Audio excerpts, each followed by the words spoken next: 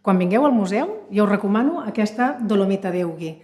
Aquesta dolomita era un dels minerals preferits del meu avi, en Joaquim Mollfollet de Borrell.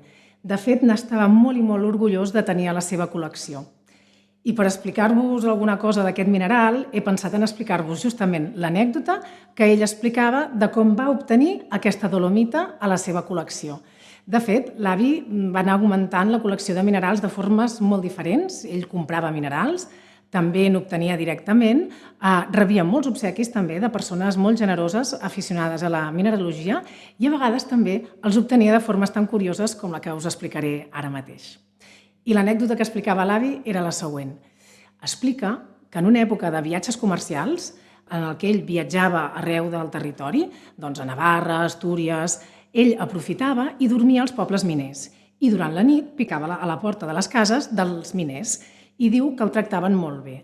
Tant és així que l'any següent, quan tornava a fer els viatges comercials, els miners li havien guardat la peça més valuosa de la seva mina i que l'havien guardat durant un any pel catalán, que li deien el catalán. Explica que en un d'aquests viatges comercials, passejant per Zubiri, va descobrir en un jardí una gran dolomita que li va cridar l'atenció per les seves grans dimensions i també perquè la feien servir com a test.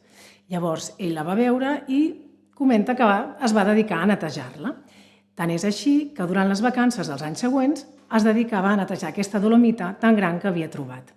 Explica que en una nit, en un bar, una persona li va dir «Em sona molt la seva cara i no sé de què és». I l'avi li va dir «Doncs jo li explico. Cada any vinc a Zubiri a netejar un mineral que està en un jardí i no hi ha dret que estigui en les condicions d'abandonament en les que està. Jo netejo el mineral i maleeixo els ossos del seu propietari». I aquesta persona li va dir «I quan ha estat l'última vegada que ha maleït els seus ossos?» «Aquest mateix matí». «Doncs tingui, li regalo si tant li agrada». I així és com va obtenir aquesta dolomita tan preciosa que a ell li agradava tant. Però l'anècdota no acaba aquí, sinó que la gran sorpresa que va tenir l'avi va ser quan va arribar a casa, a Catalunya, va descobrir que les dues peces que ell coneixia d'aquesta mateixa categoria, dues peces de la col·lecció Folk i del Museu de la Soborna de París, tenien els cristalls opacs i la seva, en canvi, tenia aquests cristalls tan transparents. I amb això va descobrir el gran valor que té aquesta peça, que de fet n'hi ha molt poques com aquesta. L'avi estava molt orgullós de tenir aquesta peça al seu museu, però moltes altres també. I el que li agradava molt era compartir la seva col·lecció de minerals, que la gent pogués veure la seva col·lecció i les pogués gaudir.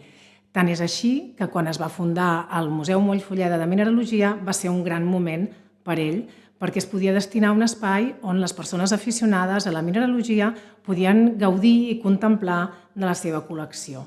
De fet, les persones que coneixen la mineralogia, que són aficionades, destaquen d'aquesta dolomita les seves grans dimensions, els cristalls transparents que té i també la grandària d'aquests cristalls. Jo penso també que no només les persones aficionades a la mineralogia podeu gaudir d'aquesta col·lecció, sinó que qualsevol persona que vingueu al museu podeu quedar enlluernades dels diferents minerals. Jo, per exemple, quan venia aquí a veure l'avi, alguns diumenges, recordo que sempre mirava tots els minerals, però sempre em quedava fixada en un en concret. I en el meu cas no és perquè conegués les seves propietats, sinó que estèticament em cridava molt l'atenció. I jo em quedava meravellada com amb un tall, no? Jo pensava com pot ser que dins d'una pedra hi hagin aquestes formes i aquests colors tan meravellosos. Així que us convido a que vingueu al museu i que pugueu escollir quin és el vostre mineral preferit i, si voleu, que ho pugueu compartir. Estem a les xarxes, estem al Facebook, al Twitter i també a l'Instagram i ens podeu fer saber quin és el vostre mineral preferit quan vingueu aquí al museu. Moltes gràcies.